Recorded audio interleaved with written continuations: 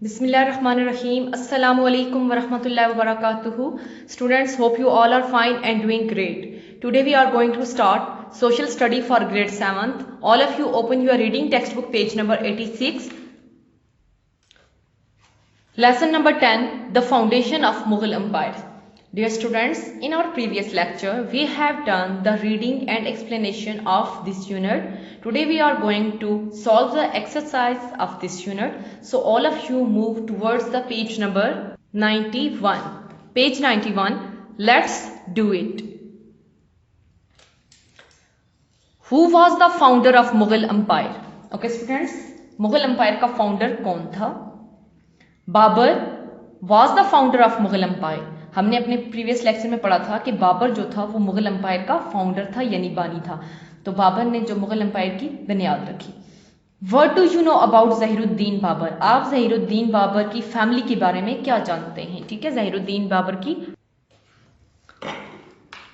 Zahiruddin Babar belong to a royal family. Okay students, Zahiruddin Babar जो थे ये एक रॉयल फैमिली से बिलोंग करते थे. मीन ये नहीं था कि ये मुगल एम्पायर के फाउंडर थे तो इससे पहले जो इनके एंसेस्टर हैं या इनके अबाउजाद हैं वो जो थे वो एम्पायर नहीं थे, बल्कि इनके जो दादा थे, इनके जो फादर थे वो भी अपने टाइम के हुक्मरान रहे हैं.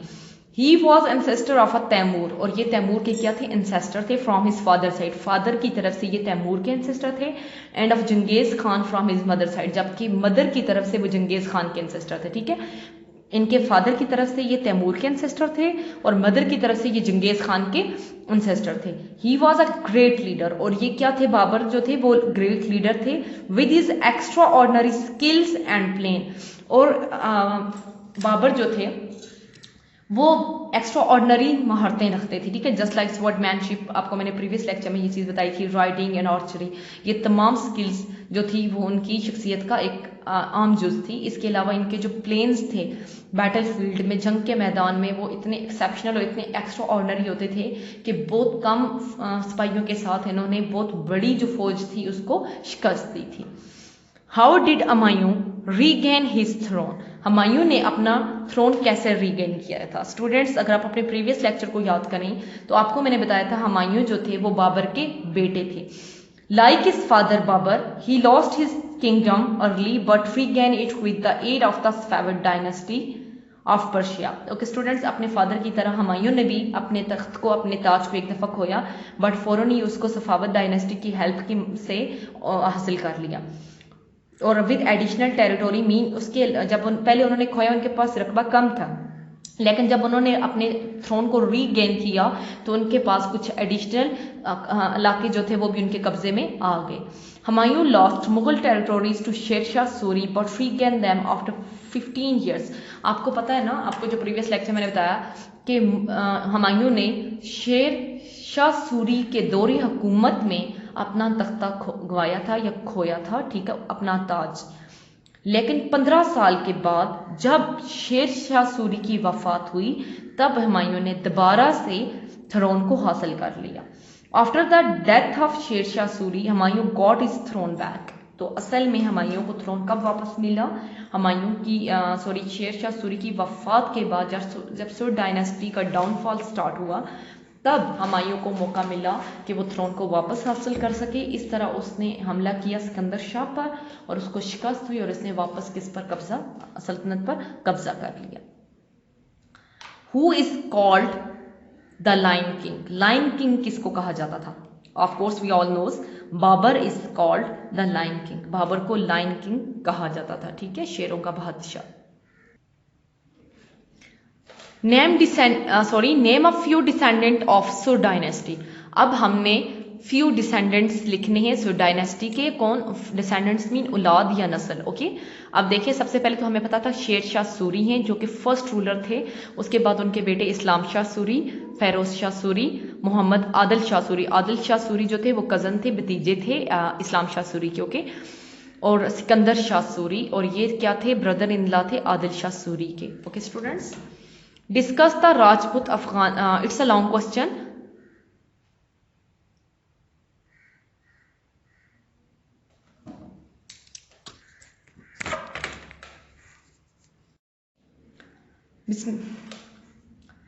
Long question of this exercise are: the first question, discuss the Rajput Afghan challenges to Zahiruddin Babur. Okay students, अब राजपूत अफगान के क्या challenges थे ज़हीरुद्दीन बाबर को, हम अपने इस क्वेश्चन में उनको डिस्कस करेंगे. Rajput Afghan challenges, first write heading on the top of your answer. First Rajput asked Babur for help in defeating Ibrahim Lodi. First of all क्या किया था राजपूत ने, बाबर से हेल्प ली थी कि इब्राहिम को शिकस्त देने में उसकी मदद की जाए. Then Rajput try to overthrow Babar, उसके बाद राजपूत ने इब्राहिम का तख्ता उलटने की कोशिश की. In 1527 Babar army fought against Rajput ruler. अब देखिए 1527 में क्या हुआ था कि बाबर की आर्मी ने राजपूत रूलर के खिलाफ जंग लड़ी. Rajput has huge army troops while Babar has few army. Okay students, अब राजपूत जो थे उनके पास जो आर्मी थी वो बहुत ज्यादा थी, फौजी दस्ते ज्यादा थे, जबकि बाबर के पास उनकी निस्बत आर्मी जो थी वो कम थी. Babar motivated his army by addressing them in the battlefield where his army were to fight until their last breath. Okay students, अब बाबर के पास तादाद कम थी जिसकी वजह से उनकी जो फौज थी थोड़े लम्हे के लिए डर गई कि इतनी बड़ी फौज का मुकाबला कैसे करेंगे. इस चीज को देखते हुए बाबर ने जंग के मैदान में अपने तमाम सिपाहियों को मोटिवेट किया. उनको कहा कि हम आखिरी सांस तक लड़ेंगे, हमने हिम्मत नहीं हारनी, हम इंशाल्लाह जंग जरूर जीतेंगे. और इस वजह से इस एड्रेसिंग के बाद उसकी आर्मी ने हलफ लिया कि हम अपनी आखिरी सांस तक लड़ेंगे और अपने कदम जंग के मैदान से पीछे नहीं हटाएंगे.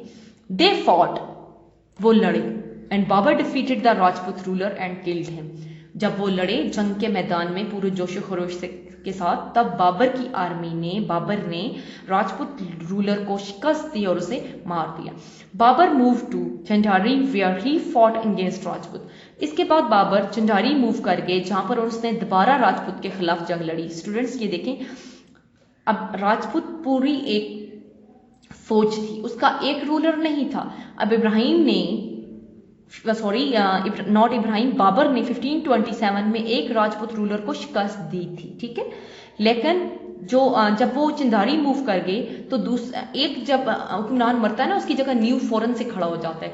तो वहां पर जो दूसरे राजपूत रूलर थे उनके साथ भी उसने जंग लड़ी और यहाँ पर भी बाबर की जीत हुई. और उसके बाद बाबर बाहर की तरफ मूव कर गए. Who was Sher Shah Suri, what reforms did he make to strengthen his empire and what did he do for his people. अब आपको पता है कि शेर शाह सूरी कौन थे. हमने पहले भी आपको बताया था कि शेर शाह सूरी एक ब्रेव सोल्जर थे, एक ब्रेव पॉलिटिशियन थे. ओके, शेर Shah Suri was a brave ruler of so dynasty. सबसे पहले ये क्या थे? सो डायनेस्टी के एक बहुत ही बहादुर हुक्मरान थे. किस डायनेस्टी के? सो डायनेस्टी के. ही वॉज अ ग्रेट पॉलिटिशियन, वो एक ग्रेट पॉलिटिशियन सियासतदान थे. His real name was Farid Khan, उनका असली नाम क्या था? फरीद खान था. He was burn in Delhi, he was kind and brave. वो दिल्ली में पैदा हुए, ठीक है, दिल्ली में पैदा हुए. और इसके अलावा वो बहुत ज़्यादा मेहरबान और बहादुर इंसान थे. शेर शाह सूरी की रिफॉर्म्स क्या थी? ये मैंने आपको पहले भी होमवर्क दिया था कि आपने कुछ